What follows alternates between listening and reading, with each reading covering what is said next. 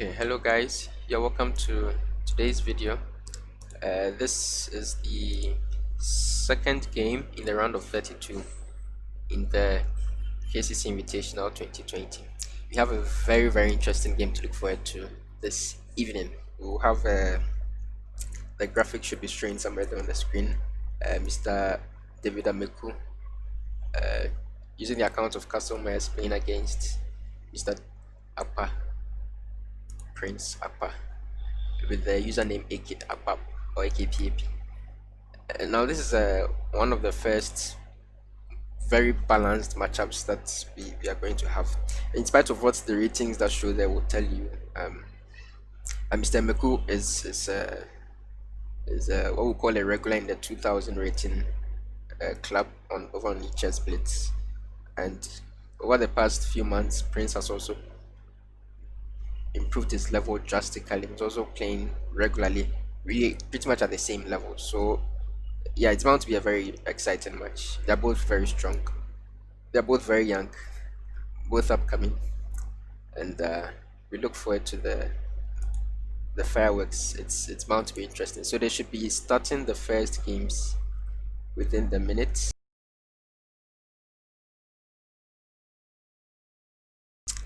And we are officially off. So this is the first game in the 5+3 section. Each game here is worth 4 points. They'll play 2 games in this section. Then we'll have 4 games with a time control of 3 minutes plus 2 seconds, each worth 2 points. And then 8 bullet games at a time control of 2 minutes plus 1 second, each worth a single point. So the first game has begun here. David started with d4.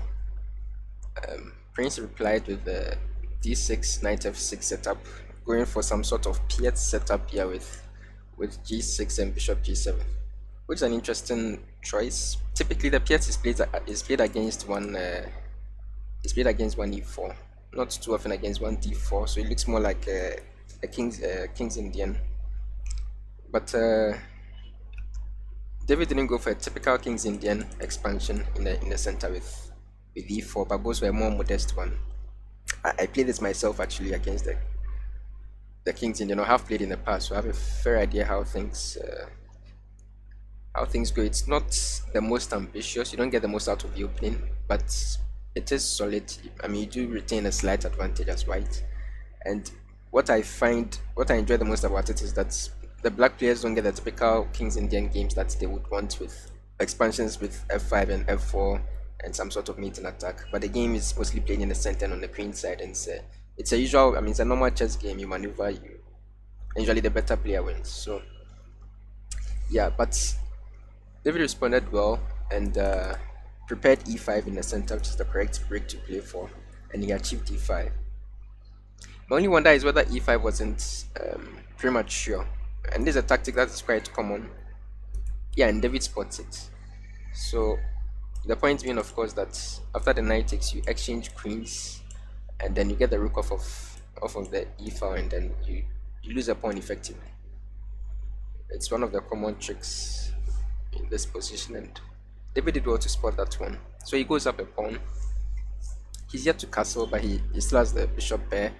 The pawn structure is fairly okay for both sides, so he really is just up a clean pawn here. There's not much compensation for black, so Prince will have to figure something out, a way to get back into this particular game. So he goes for a battery with queen c8 and bishop d7. I wonder whether he is indeed planning to sacrifice on the h3 square, maybe at some point, probably not immediately, but maybe at some point. Sometimes the threat really is better than the execution, like they say. Yeah, so queen c2, David, I think, correctly ignores that threat. Bishop f5 puts the bishop in a nice square. Bishop d3 is played. The bishops probably will come off at some point.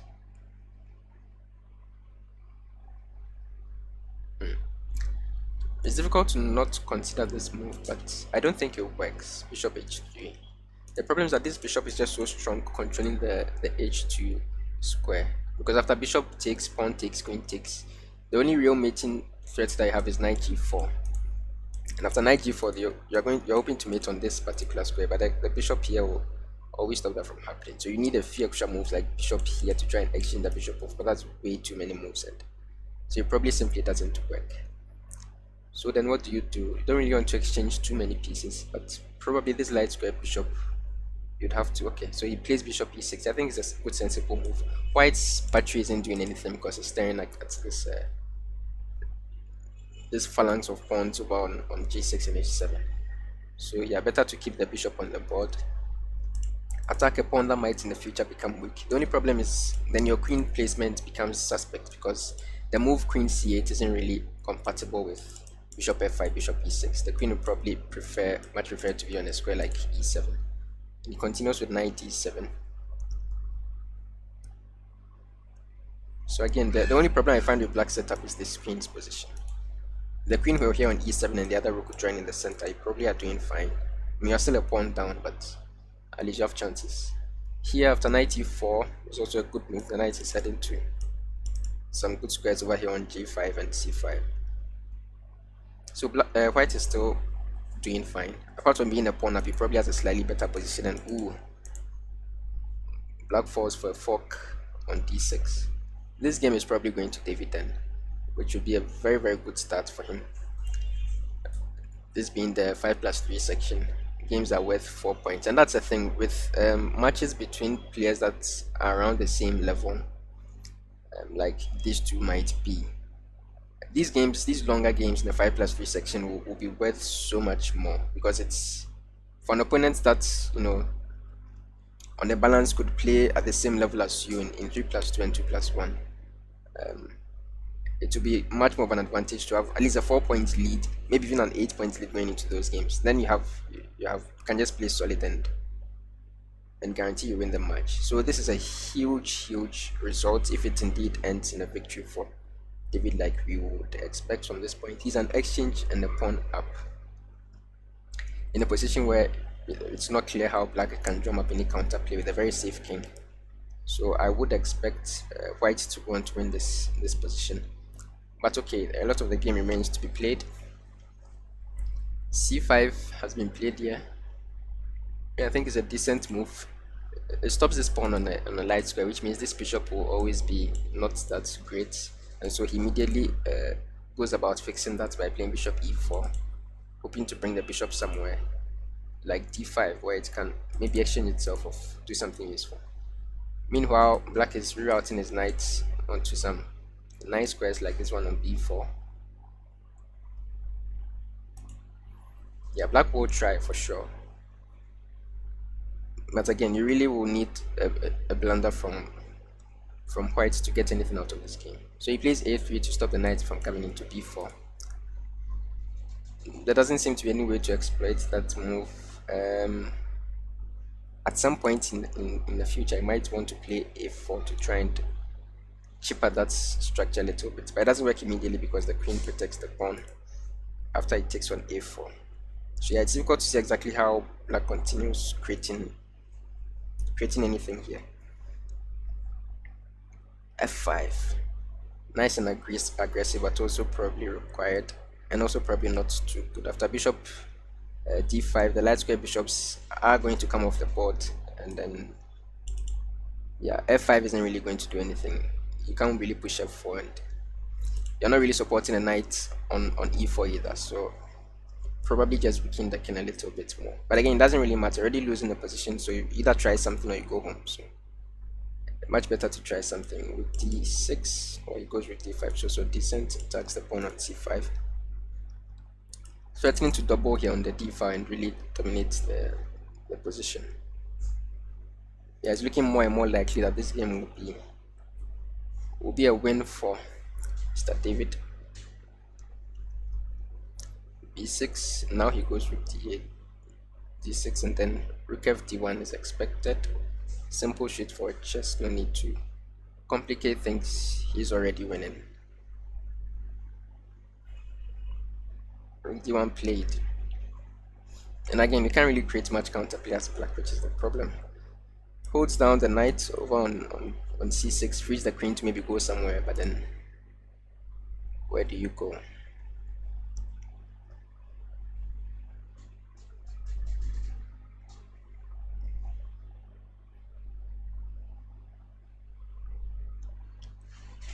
Plays queen d3, quickly met with knight e5, attacking the queen. So the bishop takes, and isn't the pawn on b6 just hanging after this? Probably yes. And yeah, you can even just go for rook e8 and just ensure that the endgame will be easily winning. But I mean, just take on b6. Yeah, he goes for the simpler option. No need to calculate anything else. The major pieces were forced off the board. You're going to have a very simple, easy to win endgame. You have a rook and a pawn against this dark square bishop. Yeah, and after this check, it's even simpler. You're going to play rook b7 at a point where he can't play bishop c7 to hold the pawn down. Once that pawn falls, the queenside structure will fall quickly, and yeah, this will be a point for David almost for sure. So Prince going to put his bishop over here on b4 and hold down these 2 pawns, but that also leaves the bishop kind of stuck, and eventually this king side is going to win for the white side. He has a 4 on 3, and he has a rook that can join and make its presence also felt on the queen side.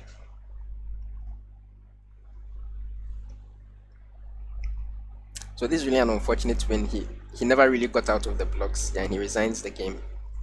I mean, it's fair. There's not much else that you can create in this position. Better reserve your energies for the next game, which now is, I mean, you really have to win to not be at a huge disadvantage in the blitz portion.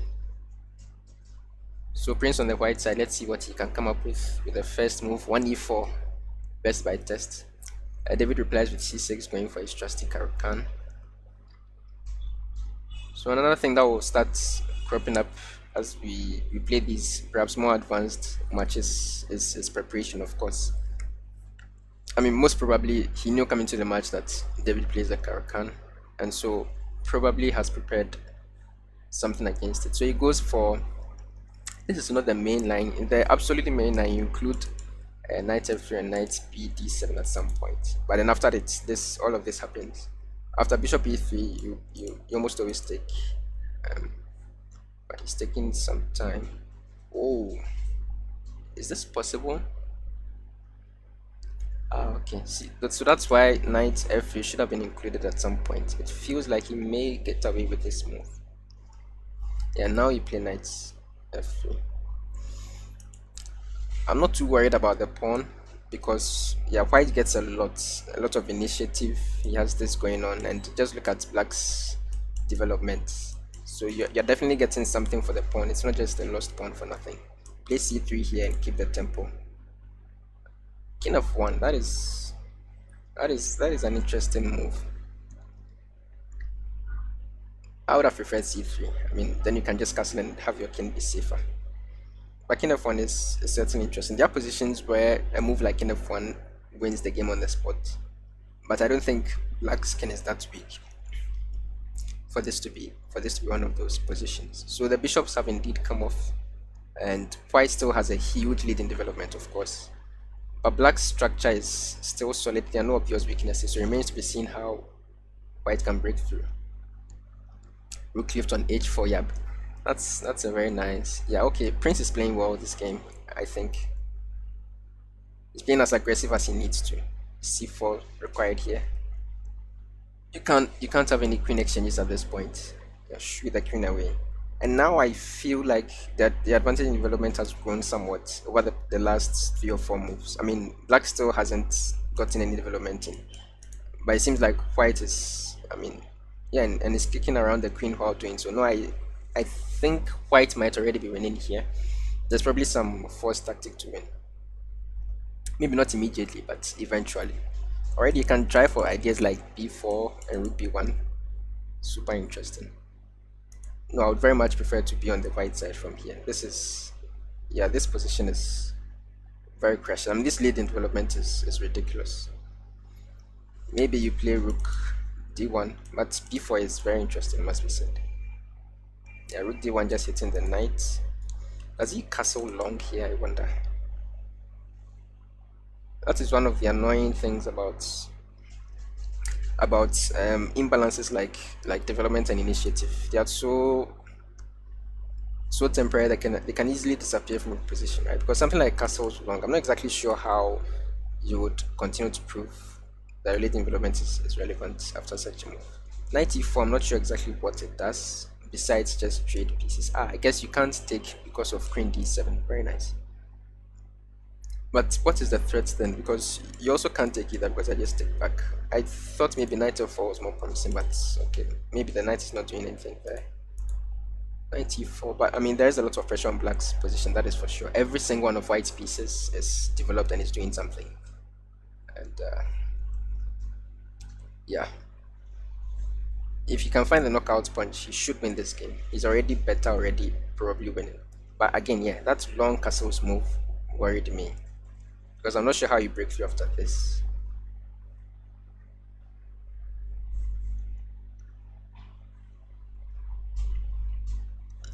And if you don't break through pretty much immediately after just like two moves, e6 and bishop e7, he might just equalize in terms of development. So I'm not sure. I'm not sure how white should proceed here. Maybe b4 earlier on was the right way to go. It's still not too late for b4, by the way. It's still a very, very interesting move. Probably works even better now that the queen is over here on the queen side. The point, of course, being that this pawn is pinned. And if the queen has to take, rook b1 would be very quick and would give you a lot of counterplay. But queen c3, I'm not sure what the idea is. I don't know what he wants to play. There has to be some sort of idea, of course, but I just don't see it. Does he want to play b4 still? No, that wouldn't work. So what's the idea? What is the idea? Is that soften up e4? So now black would take on e4, but that would just be an exchange. Probably just e6, unless there's some other threats that I'm not seeing in this position. But I'm not sure what. I guess he probably just wanted to get out of the row of discoveries, which would mean white is not doing all that well, at least psychologically, because he shouldn't really be thinking about protecting his piece. Okay. So he's going to play b4. He's preparing it now with the move a3, and their b4 is exactly the move that I think he needs to play. Although he doesn't need to find a square for his rook now. Yeah, e5 is not too solid. Yeah, probably has to go all the way back to h4. Queen d1 is not a threat just yet. You have things like knight d1 to block that check. Okay. So queen d1, knight d1, exactly that happened. Now this game is very interesting now because he still has ideas of storming the queen side with a move like b4, and it still remains to be seen how black sets up a defense because his skin is quite weak on this side of the board. It's a very exciting game now. All three results are still on the table, and I realize it doesn't really matter material. I mean, who's a pawn up or who isn't, because the black skin safety is going to be an issue for sure.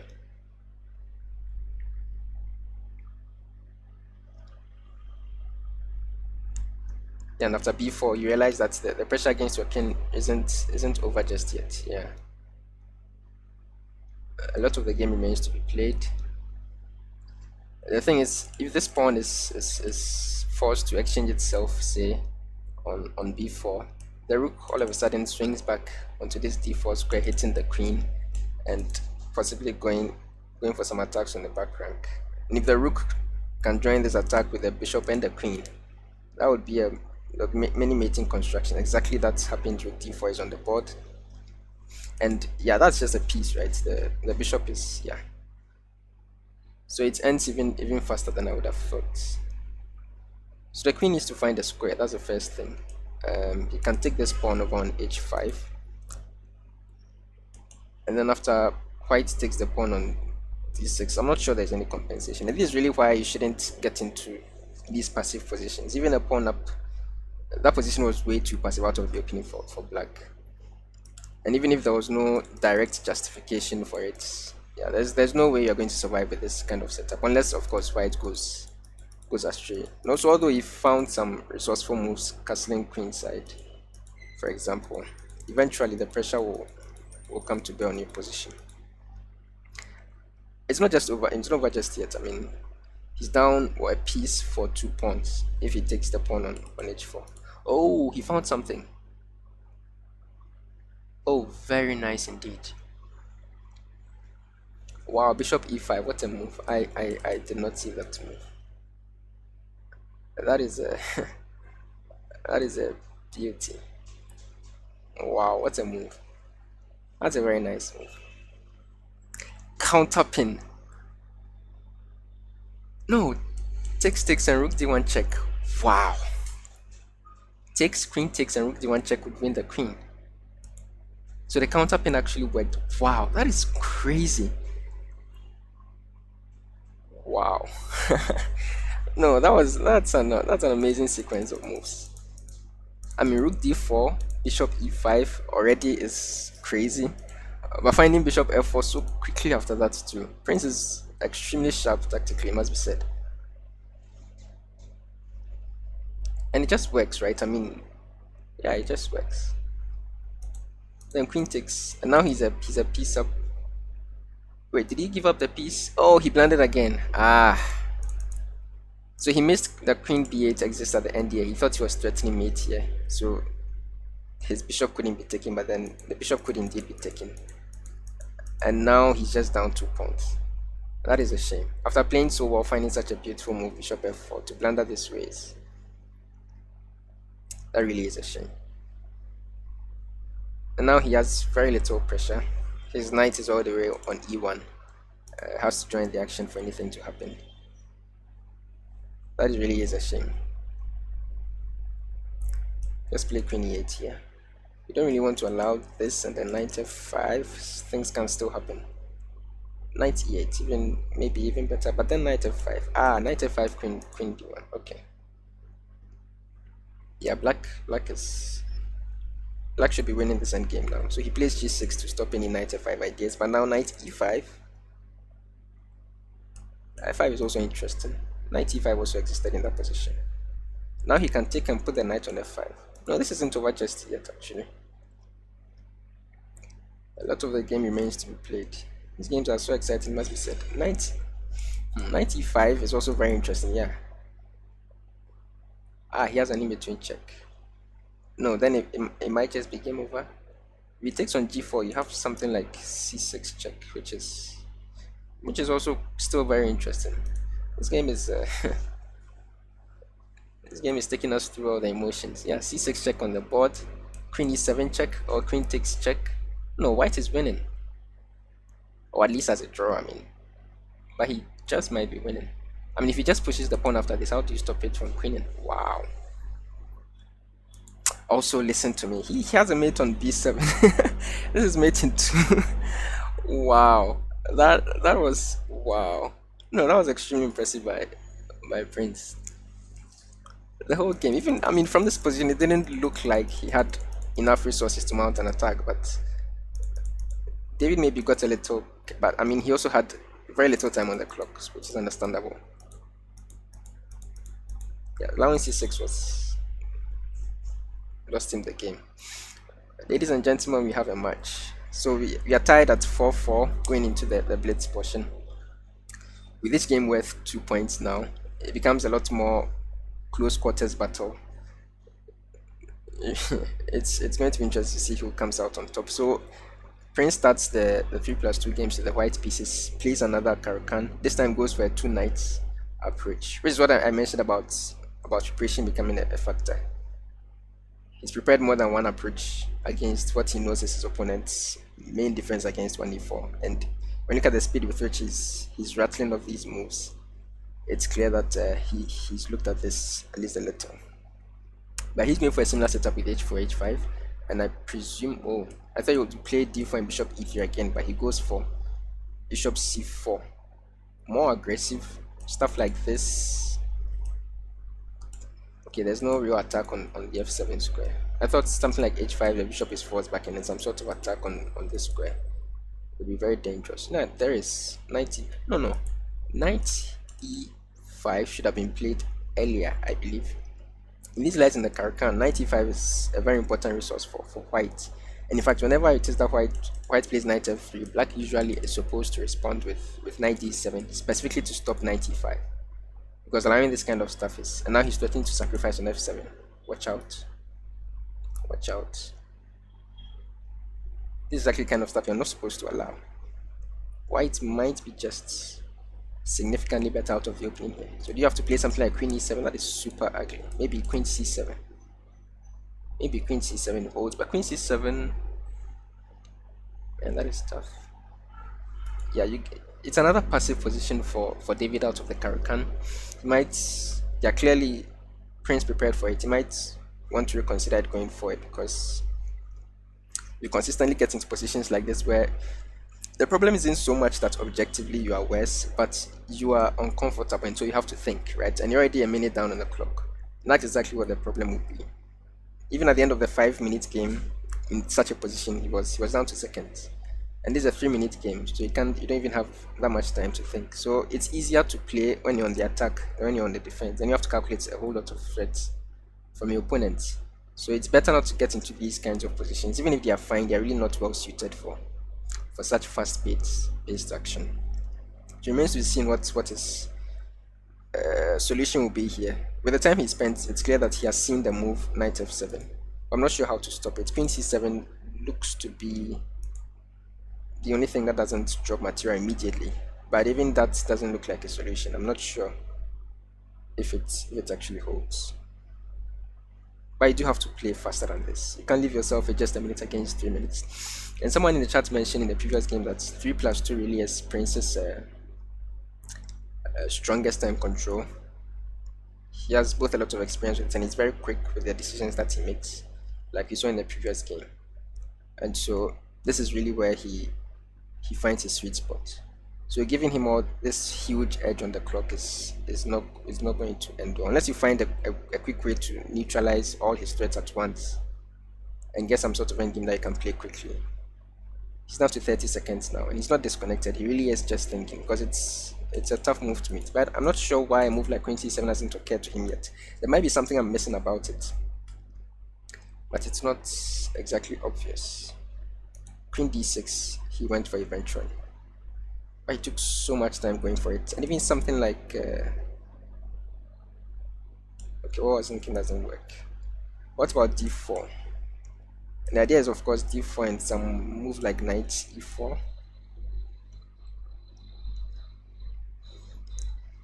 Anyways, let's see what they come up with here. So d4 is on the board, and you can't really leave because of the same knight f7 threat. And now you can play something like bishop f4. Yeah, so knight d7. He wants to castle quickly, get his king out of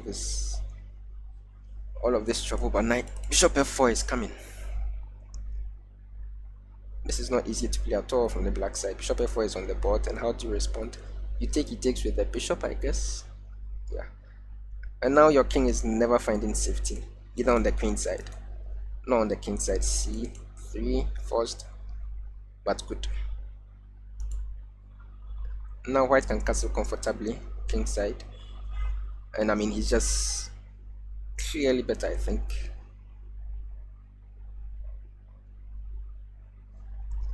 Long term, a move like f4 f5 is really what you want to do to pry open the king's position. f4 f5, and yeah, you probably just win soon after that. But you probably should take the time to castle first before you go for anything like that, just because of wow, what a move. Knight h5. This is what we call a concrete move. It's not a move that naturally occurs to you to put your knight on the rim, but it's based on exact calculations that it turns out fine for you. Yeah, and already I don't think knight f6 was the correct response, and he even resigned. Wow, what a display. What's an attacking display by Prince. Yeah, I don't think those Karakan positions are going to pan out well for David if he keeps entering them. Clearly, Prince has looked at them and is very comfortable in those positions. That resignation was a bit premature, it must be said, but he did have just a few seconds on the clock, and he did have a very, very bad position. But he wasn't clearly losing just, he was losing a pawn, and his king was always going to be in trouble. But yeah, with just a few seconds, can't really fault him for resigning there. D4 C5 sharp. Who plays like this? Philip used to play like this. So okay, they've gone into some sort of position.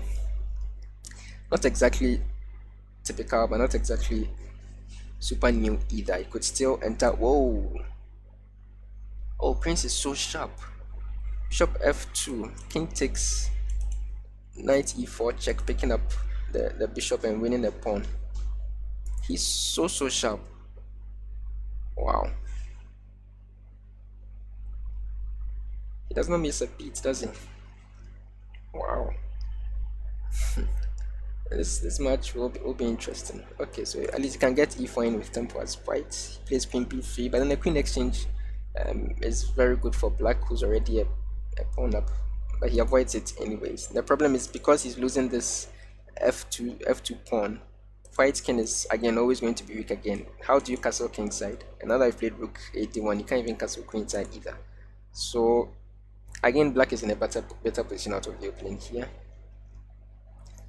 and also is a pawn up. The better position is not even counting the pawn. So yeah, David has all to do here in this position. I liked just knight d7 there. If he takes the queen, take back with the knight. It's not, I mean, you don't have a clearly crashing attack here that requires you to keep queens on, and you're already a pawn up, so we didn't really mind that queen exchange all that much. That being said, you are still better. So I thought this was premature because the pawn was hanging on d5. Did he miss that, or is there something I'm missing? Probably he missed that. Rook takes, no, bishop e6. No, did David miss bishop e6? David might have missed bishop e6. Ooh. This, by the way, is what we call tilt. When a couple of games go bad for you in blitz, because you know there's no time to have a breather and relax during the match, David does not miss bishop e6 on any normal day in a normal game, right? But he's clearly suffering from some sort of tilt here, and you might just play really badly in succession, which is why blitz is so tricky. You can win many games in a row and lose many games in a row. So he will need to find a way to solve this tilt, because there will be no breaks. The match goes on. Okay, so rook d8. Now white is down an exchange and doesn't have any pawns to show for it. So yeah, all to do here for white. Black exchanges the knights off and leaves only the major pieces, and wow, he's playing so quickly and yet so well. David is Princess. I'm impressed with his playing this time control. Really strong. And after something like queen c8, what's going on? Aren't you forced to give up your queen? Queen d8 d1 might be for. After this, I thought something like, or even that. No. Yeah, Prince is playing extremely well now. Yeah, you're forced to go in for that queen exchange, and you have to play the end game. The exchange now, and he avoids the exchange by putting his queen on a1. That is what we call a boss move. I mean, if that works, that is ridiculously good. But if it doesn't work, it might just be silly. But wow, I mean, you can exchange queens. You can exchange Africa one. Wow, it's a move that requires a lot of confidence to play. That's what we mean by boss move. It might not particularly be very good. I mean, I don't see why you don't exchange queens in that position, but and see how many moves your queen has to take to get back into the action. But it's a move that really shows that you're super confident and you're really feeling the flow of blitz. Yeah, David definitely has a big problem now to solve. Apart from on the board, the particular openings and setups that he's going to play, the psychological aspect is now becoming quite important as well, because clearly he's not playing his best, and clearly Prince is now playing in very good form.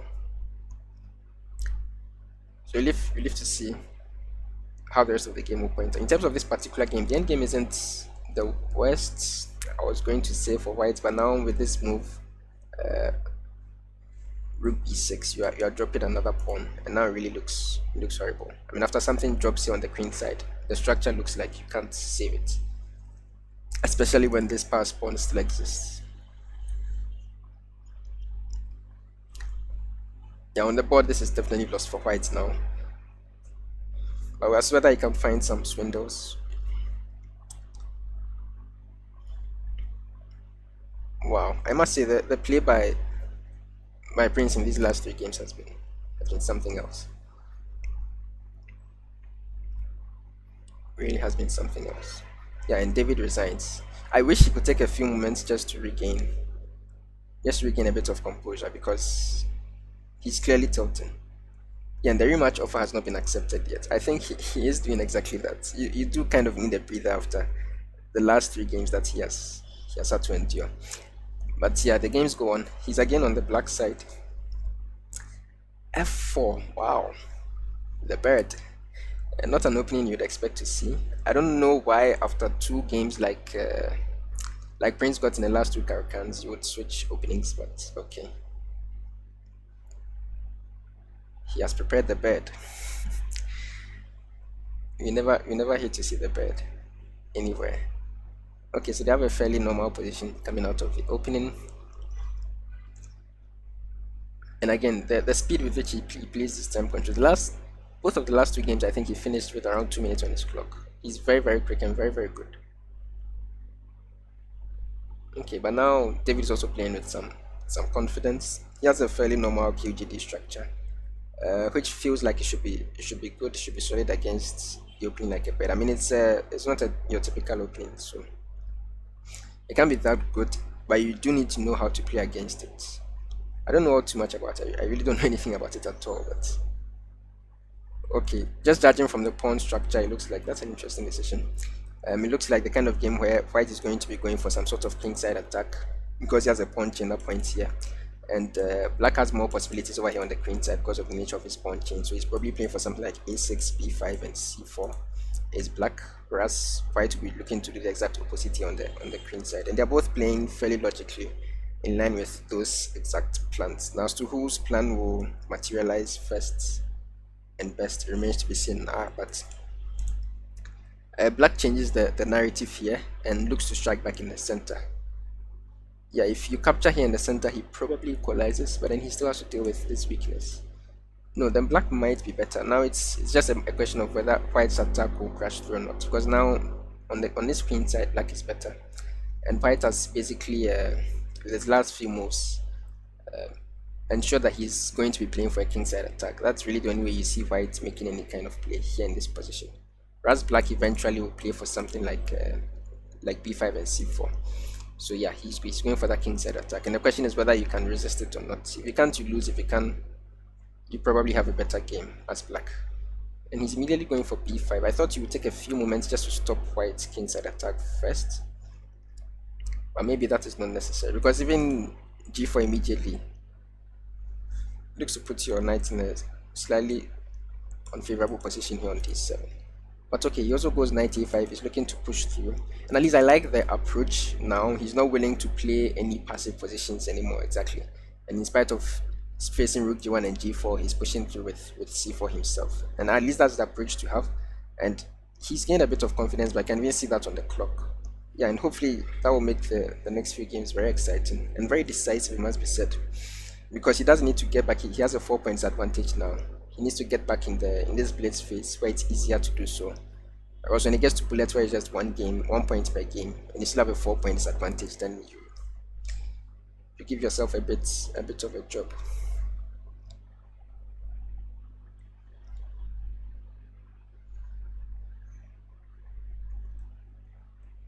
And which is another interesting dynamic in these matches, yeah, because whenever you go down in one time control, you need to find the resources to compose yourself and get back on the score sheet as quickly as possible, right? You can't really just give yourself a couple of games to recover, because when you leave that time control and you go to the next, the points are worth half now, and you have to win double the amount of games to make up the points that you lost. So you need to be quick about your recoveries. But now that g4 has come in, wow, f6 is on the board. I don't feel like that queen side expansion that Black was going for was worth it, because now it does look like White has a very powerful attack, although it remains to be seen how he continues that exactly, because queen h4 cannot be played just yet, and if you can't play queen h4, yeah, then you have to go for some sort of slow move. This is unclear still. very unclear. Okay, so knight f1. The knight, for one thing, is heading to g3 to f4, which is a beautiful square here. But also you have this bishop h6 idea with things like bishop g7 that can end the game on the spot. So yeah, a lot of threats exist here. So he opened up the c file and went for knight b6. As he went, oh yeah, he went a piece, at least an exchange. The bishop.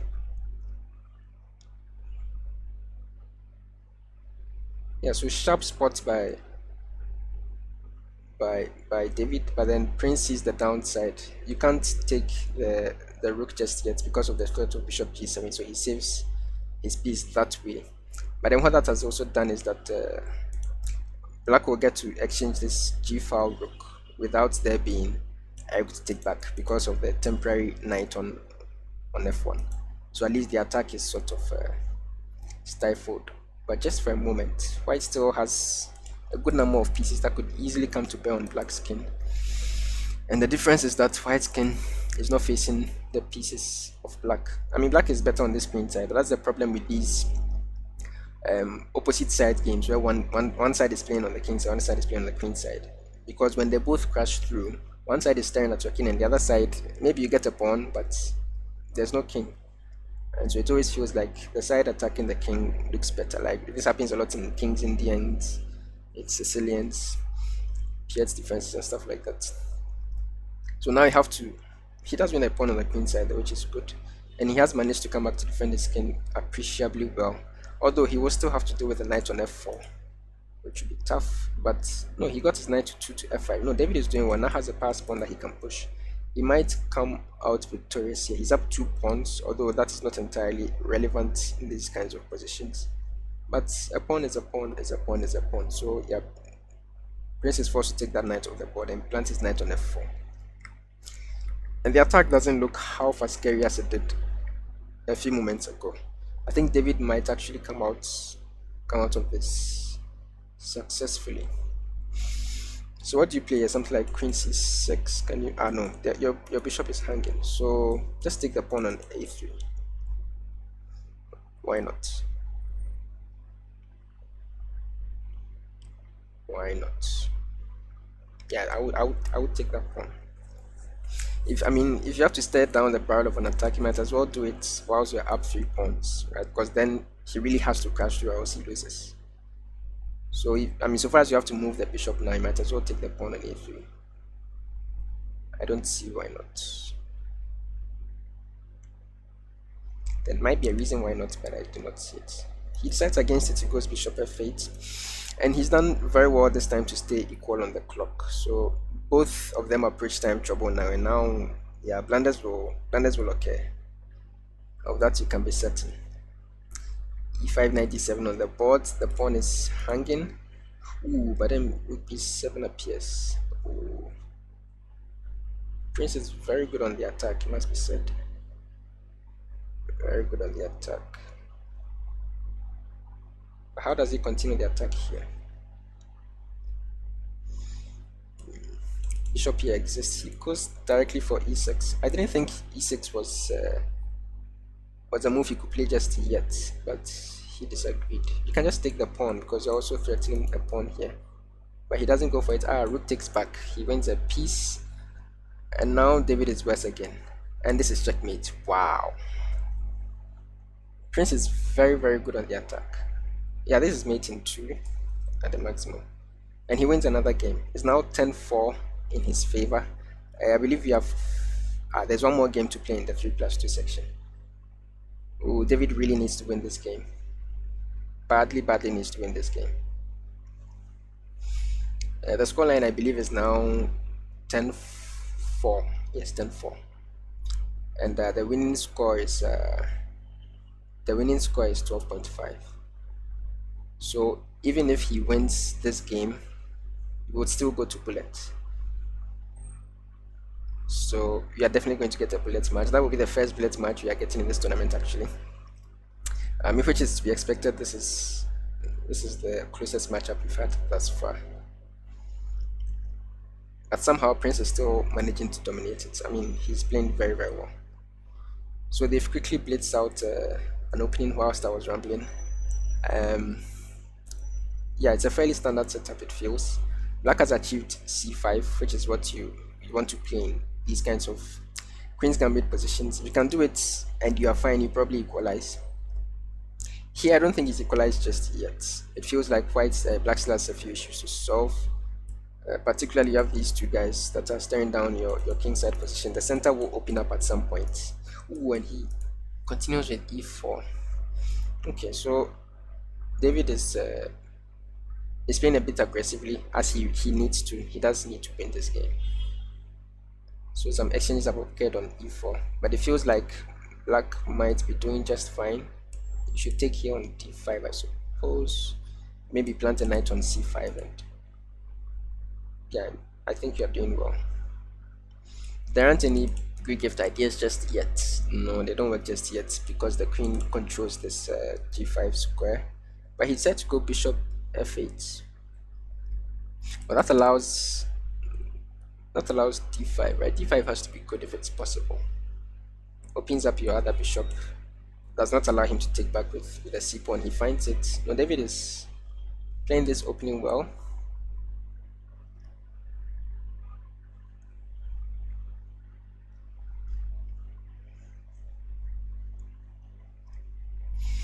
So it takes the bishop, finds itself in a strong square.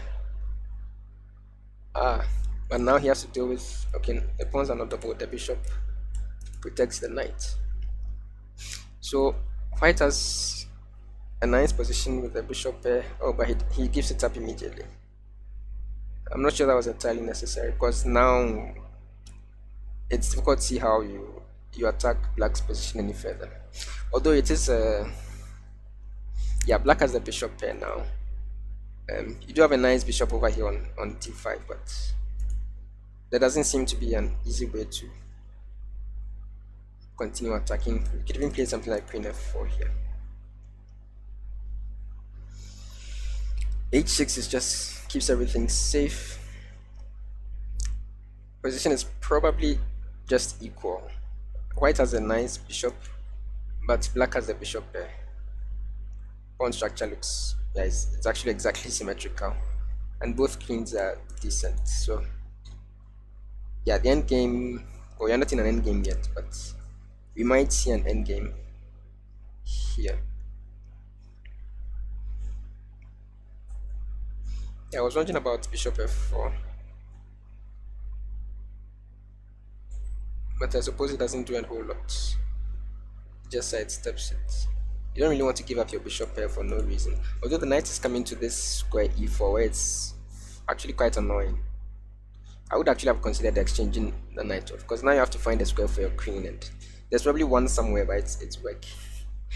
I mean, you could just draw the game without needing to calculate much, but now you do need to calculate something. Actually, it's not so simple, is it? Do you have to go queen g6 here?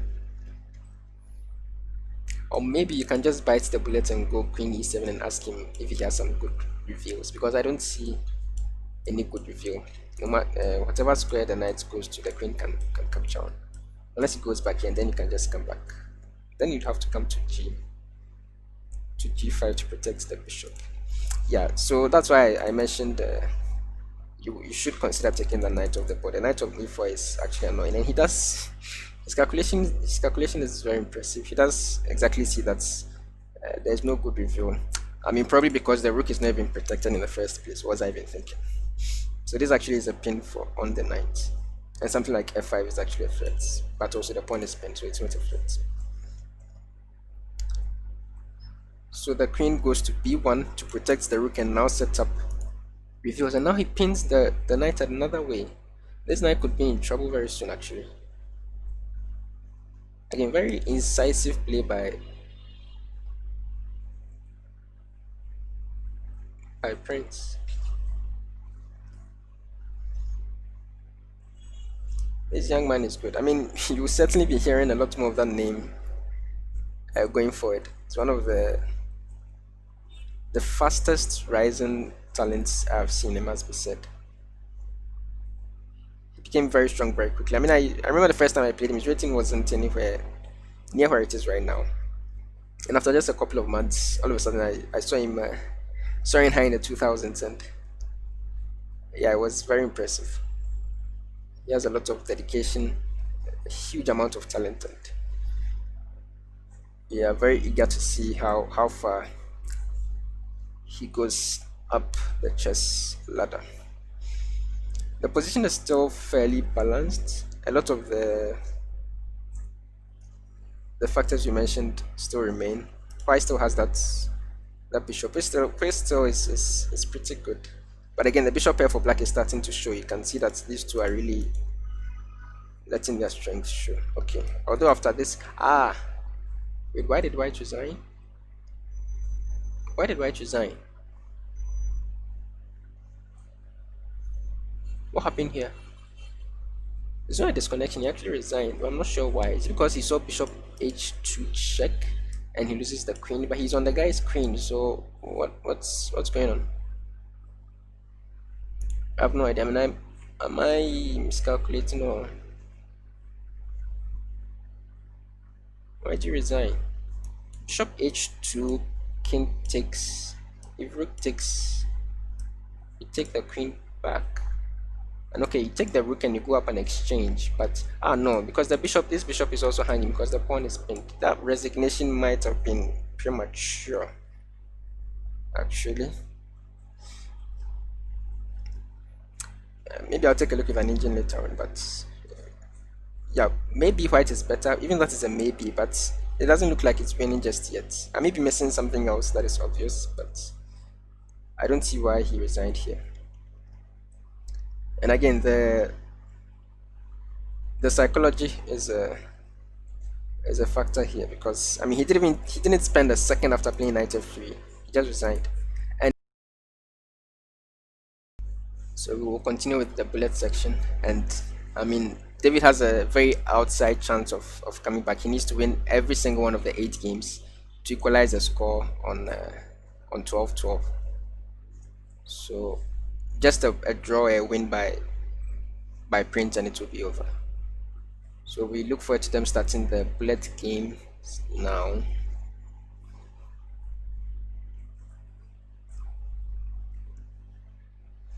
And we are off. Time control of 2 minutes plus 1 second. Prince is playing with the white pieces, plays d4. David responds. David is playing with white and plays d4. And Prince responds with f5, going for a Dutch. A similar structure with the bird that he played as white in the other game. So clearly this is something that he has looked at and he plays with both colors. Now he goes for a stonewall type structure, but without the dominant knight on the e4 square. I'm not sure that it's that good. You probably need to move the bishop away to get your knight into this square. That square is really your pride and joy when you play the stonewall. That's okay. They have a position. David is playing very quickly. Almost hadn't spent any time at all. But he doesn't need to win every single game from here on to not lose the match, which is not very realistic, but stranger things have happened. So we have a position. I must say, in bullets though, I would consider David a favorite. He has played a lot of bullets, just as Prince has played a lot of 3+2.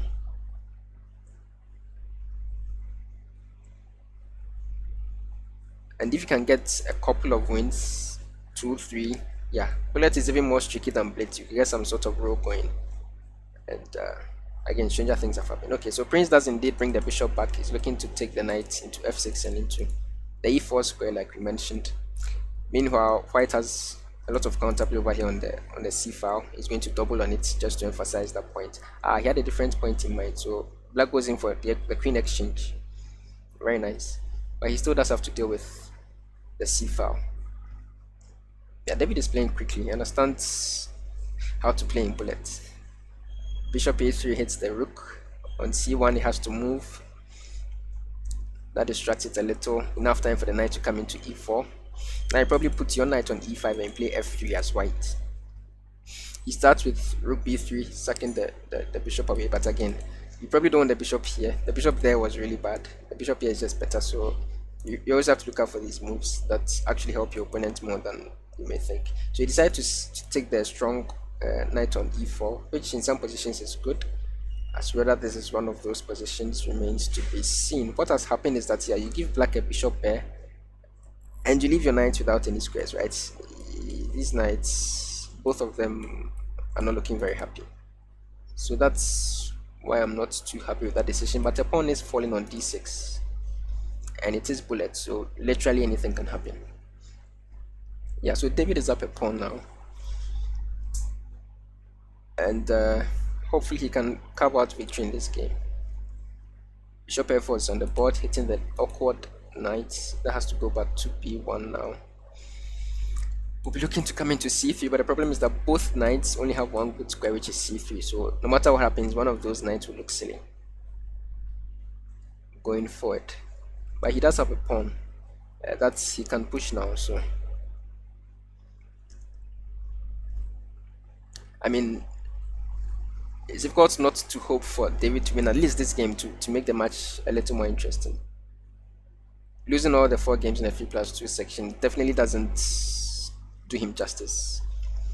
I mean, Prince might be better in that time control, but probably not that much better. So you hope he's able to get a couple of wins in to make at least the end a little more interesting. So the rooks have come off the board. He still has this pass pawn over on b6, but it's firmly blockaded by the bishop. The knight is going about that exact problem now, hitting the d6 square. If he ever gets to land there, then he'll be attacking the bishop that is currently blockading that pawn. I think he's played this first game fairly well, and now he can go into that exact square. This is a win. Oh, he misses it. He would have fucked basically all the pieces. He still doesn't see it. And something else happened in the meanwhile. But now he's doing the same thing with tempo. So he's going to pick up this bishop and he's going to win this game, I think. Yeah, he doesn't miss it a second time asking. And that should be a win for... Yeah, that should be an easy win for David with the white pieces. You can take off the rooks, put your knight on c5. Yeah, play knight c5 next. Or even that. No, though I would have preferred knight c5. Now the king can come here and... Ah, that's the point, of course. So he queens, and yeah, Prince should resign. I mean, this is lost. Good. So that's one game for David. Can he put together some sort of streak and make this a legendary end indeed? A second game, he goes for the Caro-Kann yet again. Prince repeats the approach used in the very first game. But David goes to a different variation with the immediate knight f6. This is also quite solid. The double pawns here really aren't much of a disadvantage. Ooh, when he dropped the piece, did Prince. He missed this queen b4 tactic, picking up. And wow, how quickly did David spot that? No, he is... he's back with a vengeance, it seems. He still has his eye on equalizing in this match. He's not at all discouraged. And that's a mark of a champion right there. He does not give up, because if he wins this game too, I mean, Prince will always remain favorite to score at least some sort of result, even a draw. But if he wins this game as well, David can make it work for him. He's playing very quickly. His confidence is clearly back as we go into this game. I'm not even going to attempt to commentate. Let's just enjoy the action. I'm probably going to get thoughts out in time for the action that is going on the board, which is what happens when you're in bullet. So yeah, he's still a comfortable piece up. Is white, is black, sorry. But white has this kind of pressure in the center with the two rooks looking very good. But it doesn't look like this should cause enough problems for black to make up for the fact that you're down a piece.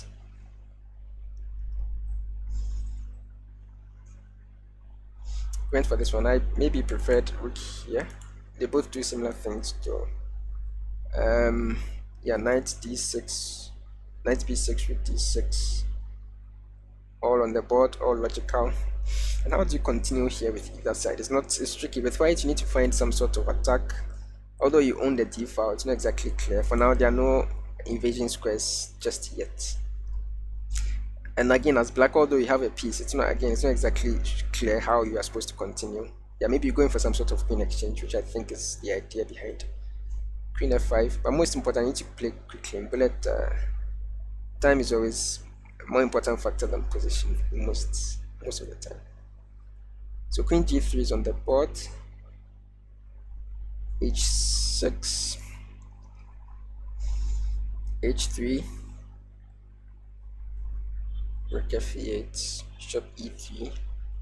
I'm just a public announcer at this point. Queen e5. Okay, so he wants the queens to come up, the queens to come off. Bishop f4 in response. Queen to b2 is a nice move, but a4, the base pawn is protected. Yeah, and white is frustrating black a little bit. I mean, you're up a piece, you expect to be simply winning, but again, it's not exactly clear how you're supposed to win. And if you don't find a breakthrough soon, you might frustrate yourself into playing some sort of careless move, which I hope does not happen. You could try something like, he gave up a... No, he definitely missed this. No, now it's easily winning. Now it's easily winning for David. Yeah, and the second game on the trot could give him just the momentum that he needs to come back in this match. So the queen exchange has occurred. So you are playing with 2 rooks and a piece and 2 pawns against 2 rooks. No, this is easily winning. This pawn can raise up the board. You can double on the second. You can do many things here. That will win you the match. Maybe check once, yeah, and then you push the pawn further. Very accurate. Also very correct. Oh, he goes for a tactic. The pawn is hanging because of bishop e5 reasons. And yeah, again, prince should resign soon. This is... But I mean, it's bullet. In bullets, you don't resign. Anything can happen, literally anything. You could time out in a completely winning position. So you probably want to push the pawn a bit up the board, yeah, just to make sure that you can't exactly ignore the pawn. Because the thing is, you can't ever really take the pawn, because then the end game, the rest is just easy. Or he takes it, then it's over. Then you could close your eyes and play the rest. So we will go for another bullet game, and if David can win the third one, I mean, then you'd start considering that there are legit chances. I mean, 8 is a lot, though, it must be said. 8 is a huge number of games to win in a row. But he's done the second one. Can only do one at a time, right? The next game is being played. He's clearly feeling it now, is David. Another one e4 on the board. This time, Prince replies with e5. The variation in his openings has also been fairly impressive. I mean, as white, he's played e4, I think, most, but then he's also tried f4 once. As black, because this is the first e5 game he's playing, he went for a Petrov. Some pieces came off earlier on. I'm not sure that white played the most incisive moves, because it already looks like black has solved a lot of his problems. Yeah, playing d3 this early in the Petrov definitely is not the most ambitious setup. You play e4 most of the time in the Petrov. But the reason is that he wanted to keep the pawn. Now I understand. So he's managed to keep the pawn, the extra pawn that he captured over on e5, but he gave up a bit of position for it. And there's queen g3 check here, but does it do anything? He finds it. King h1, bishop takes f2. Oh, this might be...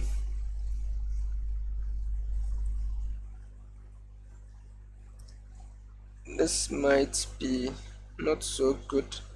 I mean, he's up a piece for a pawn, so if he can stave off this attack, you have a winning position, but does the attack crash through or not is the question.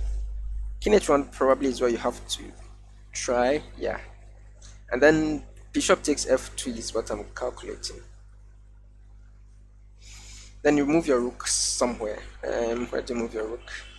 Yeah, so king h1 is on the board. Bishop takes f2 has been played. Maybe you move your rook to e2 and you pray. Because check, you have knight back. No, rook e2, the knight falls. Oh no. Yeah, so you have to give up the rook and go down and exchange. And then queens can come off, and this is... Oh, that's very bad.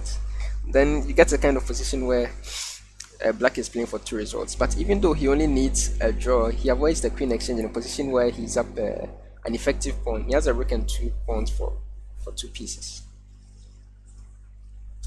I'm very impressed by that ambitious nature of his play as well. The young man, Prince. Knight e5. You don't really want to take and invite his knights to do stuff to your kings, but it's difficult to see how else you respond. Because if his rooks become relevant, you will lose very quickly with this open king. So unfortunately, David is in a very tough situation here. This might just be the game that wraps things up. And already, can't he take and take? No, he can't do that because the bishop will take back. Okay. But he's certainly better as black, probably just winning tactically already. Just needs to find the moves. Okay, so he goes knight g6, which is also interesting. Aiming to exchange of one of the rooks, and then his other one can really own the file, possibly to work his knight into one of these 2 squares. Yeah, this should. Black is just crashing here. h5, that is way too. I mean, it's probably not the correct move to play, but why not, right? It's probably some knight jump was indicated there. Wow, but h4 h3 is also coming very quickly. If you don't respond correctly, that might just be the winning idea. Do you have to play something like king f1 here? That doesn't feel right. No, h5 h4 h3 was not so silly, was it? So he goes king h2, almost forced, but now something like no, knight f4 is not ready yet. So what do you play? Oh, he sacked. I was thinking about this, but I didn't think it worked. The point is queen g3, isn't it? And then knight g4. Wow, his tactics are so sharp. He can even push h3. His tactics are so sharp. You can go back. You could even take the queen and take the bishop. It's very, very sharp, his prince. He decides to go back. He's very aggressive too. Now you can take the piece. You can exchange queens. You have material. This is an impressive display. This is a very impressive display. Beating David is no easy. It's no easy feat for anyone. I mean, in rapid time controls, he's beating everyone in the country, from the Hasfords to everyone else. And in Blitz, he's pretty strong, but the nature in which Prince has won this match has been very, very impressive. Wow. What was there? Okay. No, it's been very sharp, and now the queen is off the board, and this will be the final game. Yeah. An extremely impressive display, it must be said, by the young man Prince Akpa. Yeah, for sure that is a name we'll be hearing a lot of in the years to come on the face of Ghanaian chess. Wow, what a match. So the match ends. I believe the final score was something 6. David scored 6 points and 13-6, yes. So 13-6 for Prince. Very deserved victory. Very, very impressive display. David tilted a bit in the 3+2 section, losing all the games there, and that really is what decided the match. So yeah, the psychology also becomes a factor. But congratulations to the young man Prince Akpa. We look forward to his game in the following round. I don't know who he's facing. I have to check the bracket, but it looks like it will be very, very interesting. So thank you very much for tuning in as well, and for following the game here. We'll be signing out now. You can watch one of the other matches. It should pop up on your screen at some point. Maybe it's already there. But then, yeah, continue following the games, follow the tournaments, subscribe, comment, like if you haven't already. Thank you for tuning in. Happy chessing.